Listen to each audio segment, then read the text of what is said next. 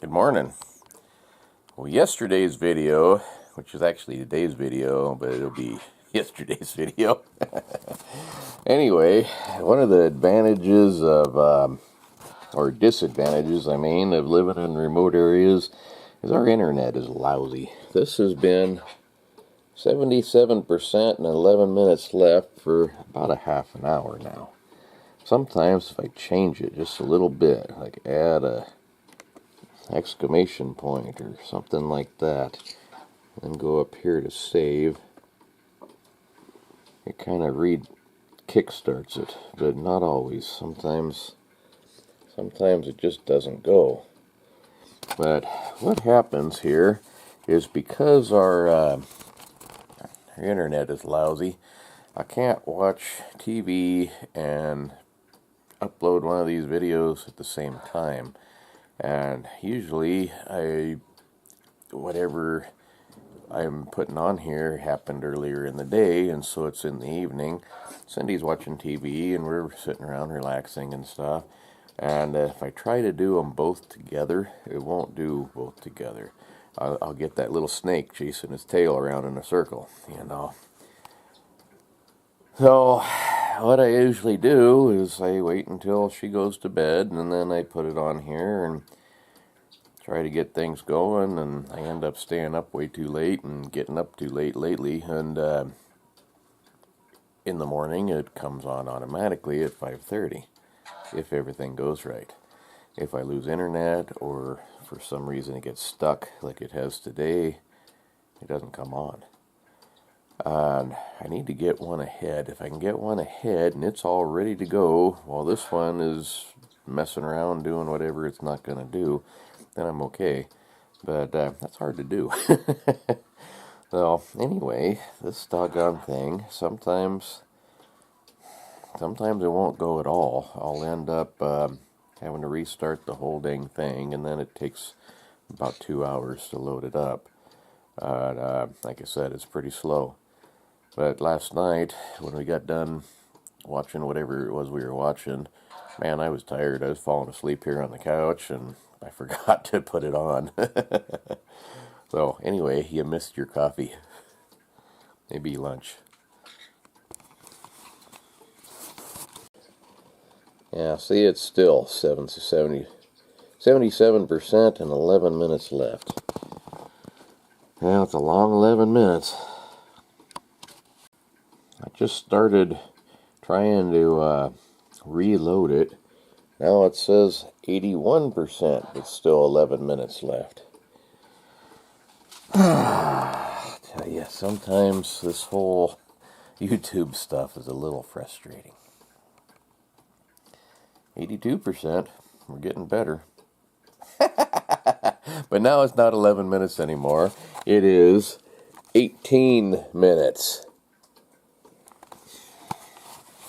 Like I say, it's kind of frustrating. Well, hopefully it'll come on here in a little bit. I go do something and come back. See you in a minute. Well, better late than never. On there now.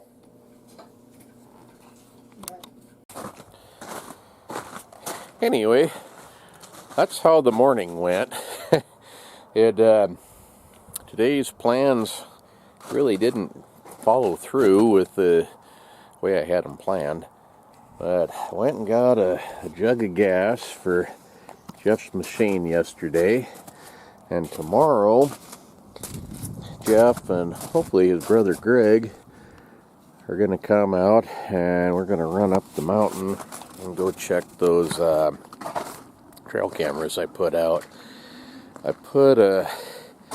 It was a yearling cow calf, about probably 500 pounds, maybe a little more, out there as bait, and it just plain tipped over. It hadn't been doctored in any way. The guy that I got it from didn't even know it was anything wrong with it. It just died. Sometimes the cattle don't make very good bait. They either maybe smell too people-like, I'm wondering about, but a lot of times if they've been doctored at all, if they were sick and they've had any shots, that chemical smell is in them. And a lot of times not even the birds will touch them. So I don't know. This one has not been doctored. Where I've got it, I don't know. It should be a good spot if there's anything around there to find it.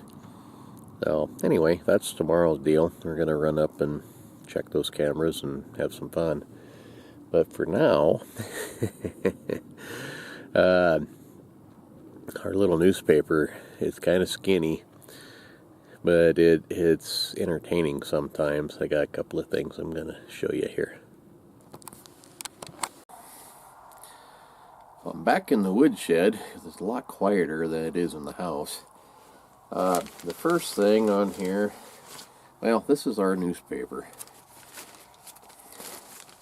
It comes out once a week, and it is that thick. You folks from bigger cities and things, you're probably thinking, shoot, our comic section is bigger than that. We don't have a comic section in ours. But anyway, the first thing I was going to say was this one here. Look at here.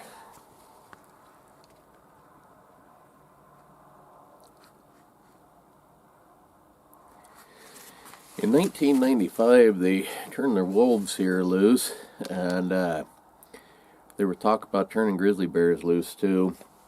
And when they found out that the wolves were causing a lot of trouble, the bears kind of went by the wayside, and they kind of forgot about that idea, it seemed. Well, now, up in Missoula,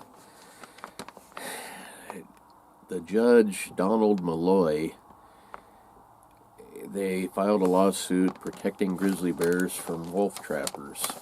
And even though it's really hasn't been that big of a problem from what I've been able to find out, but they shut down Montana's wolf trapping season almost completely. It's open from January 1st to February 14th, 15th, I think.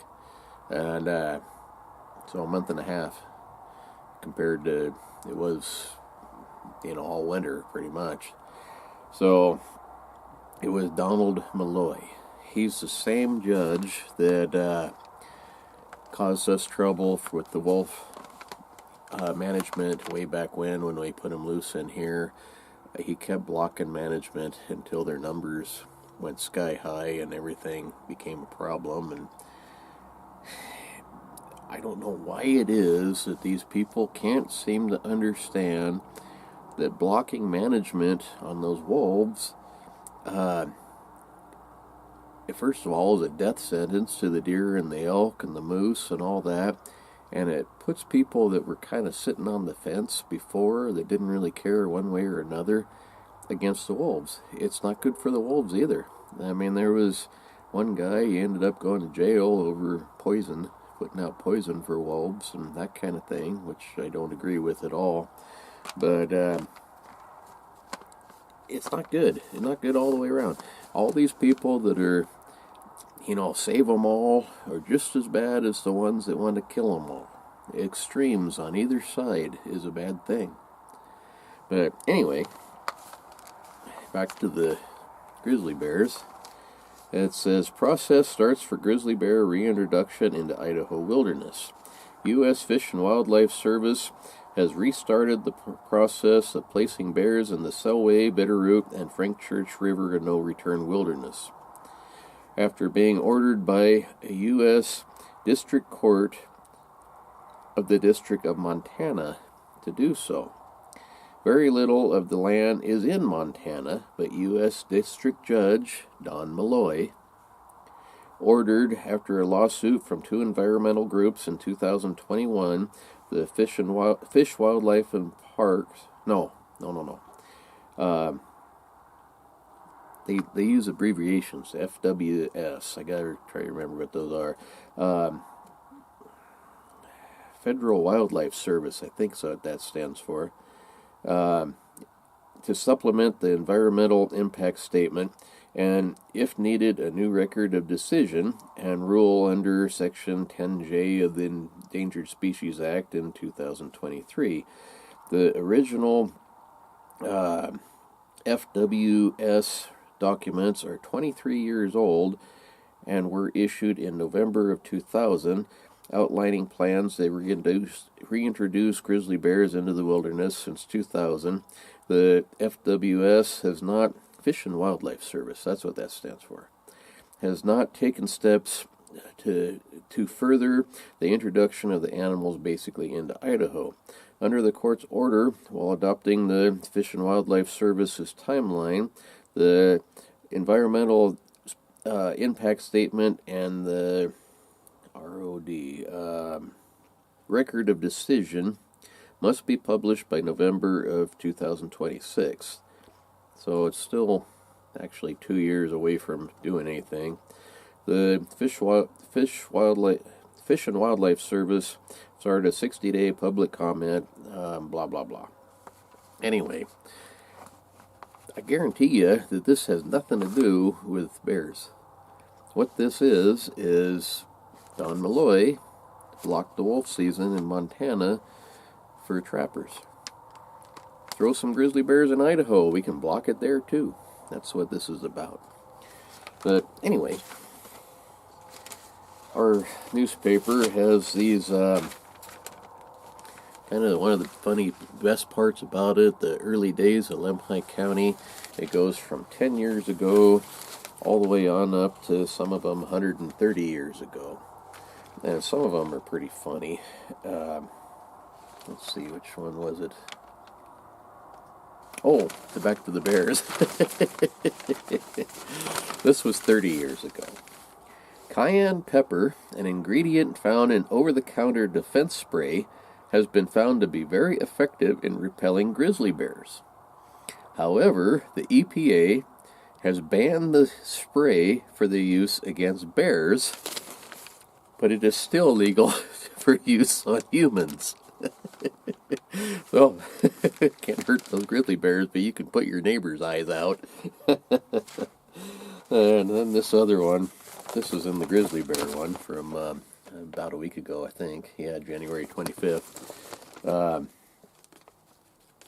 Let's see if I can find it here.